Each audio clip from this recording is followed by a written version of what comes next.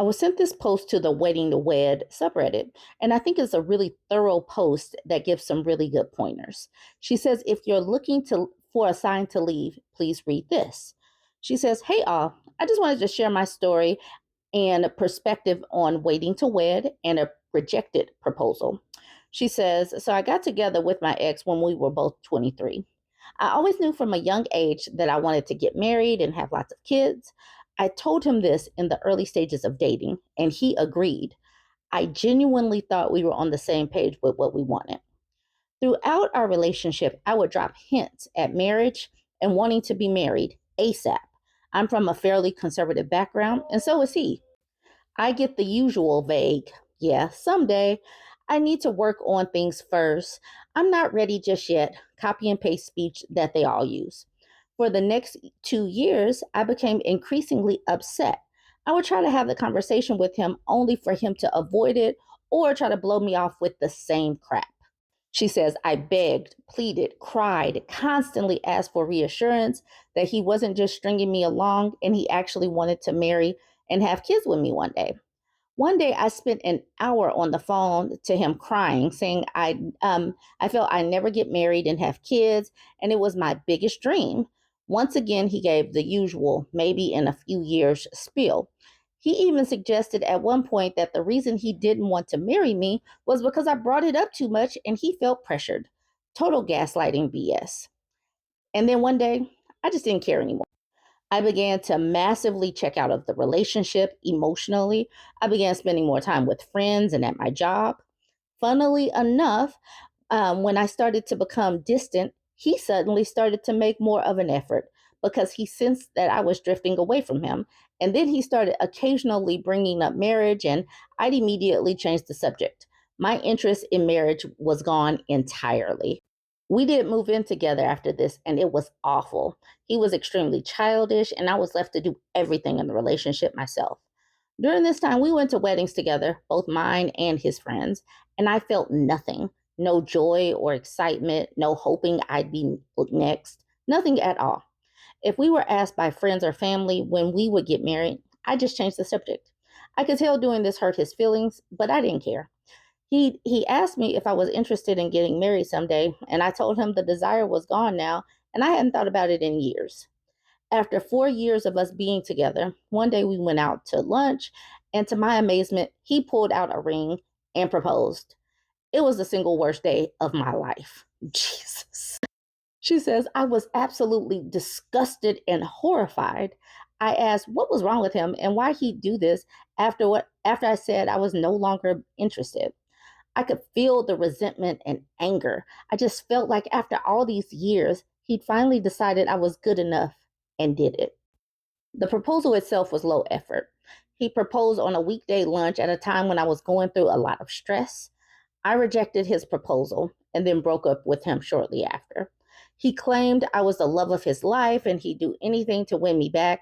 I didn't care. I was done.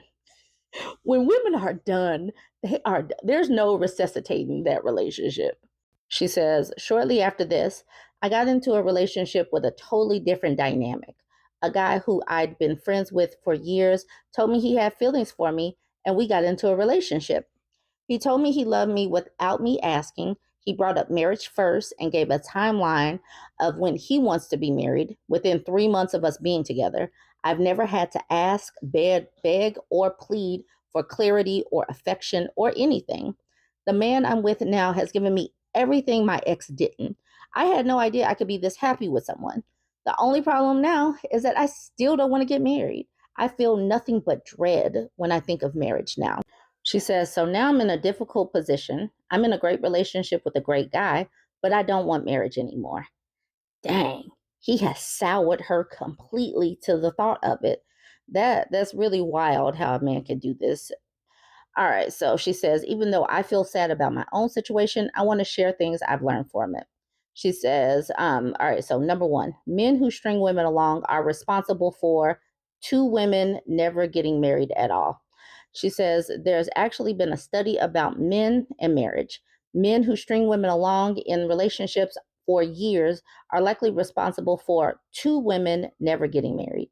I don't really understand what that, like two different women, or there's two different kinds of women. I'm not sure.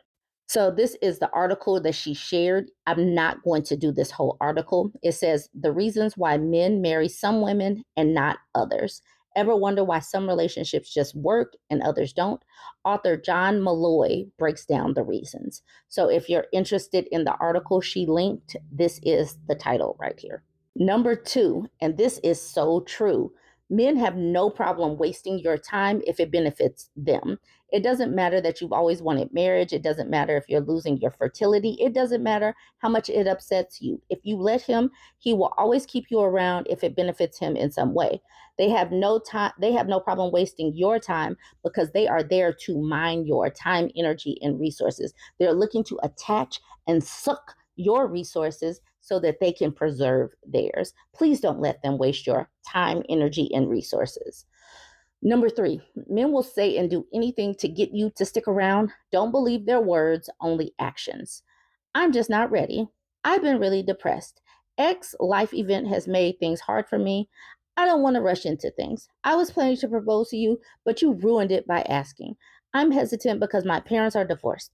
You asking me makes me not want to. I feel just too much pressure, etc., etc. If he thinks you might leave, he might change his behavior for a short while, then revert back to when revert back when he knows you aren't going anywhere. Absolutely true. Number four, men always know when they found the one they want to marry.